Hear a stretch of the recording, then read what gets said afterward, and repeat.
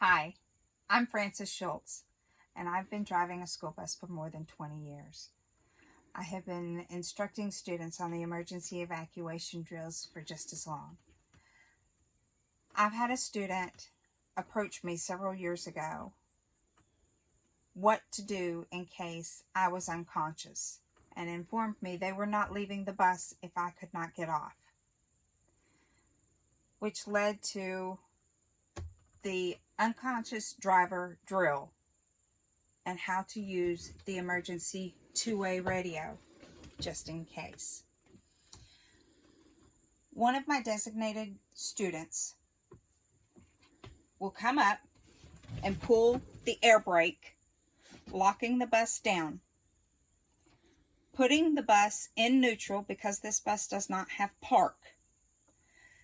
Then my student is to reach up to the body fluid cleanup kit and get the pair of rubber gloves just in case there is body fluid and it's not noticed. They will reach over and tap gently me, the driver, and call for me. Do not shake, do not jar, because you do not want to cause further injury internally. If no response, you reach over, grab the two-way, and you have to be very specific. The two-way is clear of traffic, key it, wait for the beep, and identify the bus that you are on, bus 55 to base. Release the key so that they can come back. They will immediately identify that it is not the driver, an adult, on the other end of that two-way transmission. They will know that it's a student, and they will know that there is an emergency. At that time, they will clear the two-way of any transactions, and they will have further information. Bus 55, go ahead. What is your emergency? At that time, my students have been instructed. They need to go through and let them know Miss Frances is unconscious.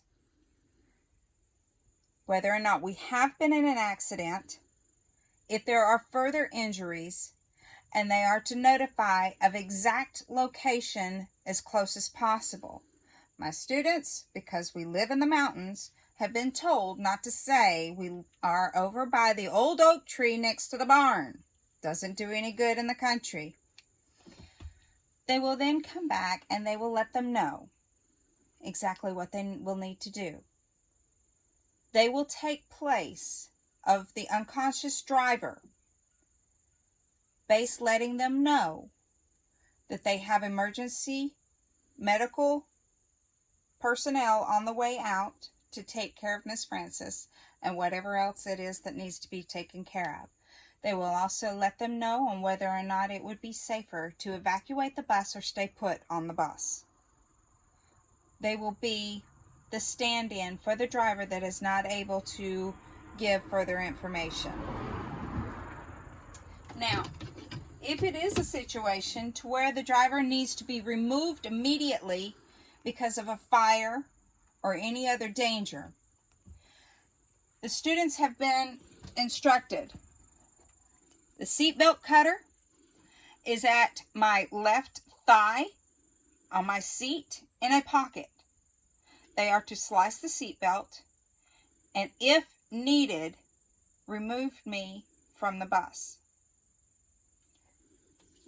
If they have to evacuate, they have been taught where the door switch is, turn it to open or close, and if they cannot get to the door switch, the emergency air release valve for the door on this model is at the side panel to flip it and release the air pressure. Other models, it is located above your door. The students have been taught the first aid kit. If anybody needs any quick first aid band-aids before personnel arrives, any body fluid cleanup kits, they have been instructed where our fire extinguisher is located.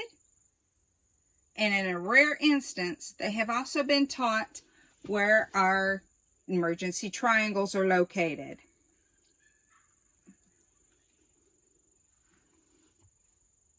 You never know if anything's going to happen.